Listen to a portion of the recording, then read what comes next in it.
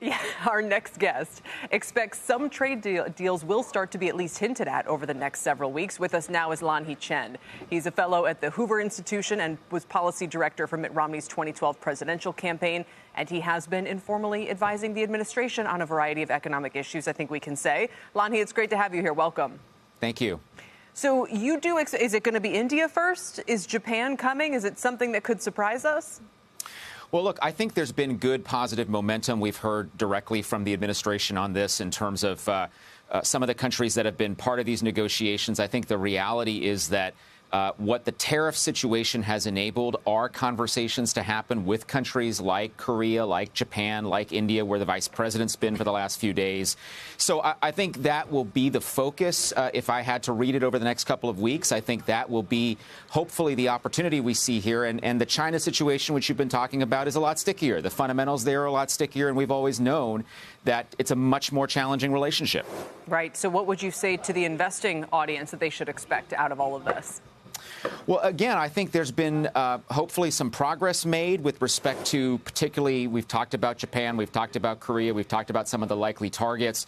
I think on China, the message that's been sent this week, we heard it from Secretary Bessent, we've heard it from other administration officials, that the current pathway is probably not a sustainable one with China, so we'll have to see what short-term de-escalation looks like.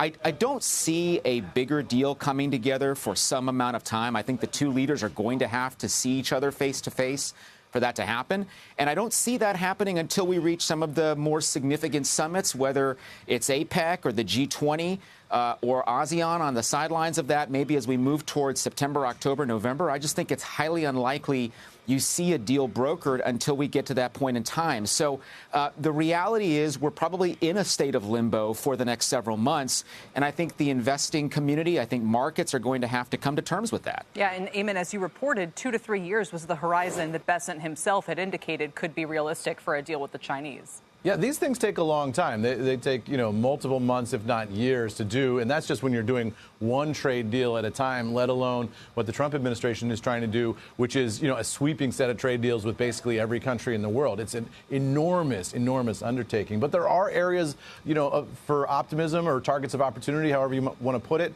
I was at a reception at the British Embassy last night, and Rachel Reeves, the new Chancellor of the Exchequer in the UK, is here in Washington to meet with Secretary Bessent today, and she said last night that she views this sort of anti-incumbent fervor that's taken place in Western democracies in recent years as a message that people inside these countries are not experiencing the economy well. It's not treating them well. They don't like what's happened as a result of globalization, and it's incumbent upon elected officials to do something about it. She sees the Trump administration's efforts in that vein, and she wants to find a way, she said, to work with them. So is there a UK deal potentially in the offing? Anything is possible here. It's a very volatile situation, but these things just take an enormous amount of time traditionally, and they're trying to do this in sort of super speed. That's extra interesting because the UK, her predecessor was kicked out a couple of years ago when their bond markets revolted over similar fiscal problems. Yeah. Lanhee, which she, brings by the us, way, is the first woman in the 800-year history of the job of Chancellor of the Exchequer. So that was kind of an interesting historical note. We don't have anything 800 years old. I was going to say, it's a reminder.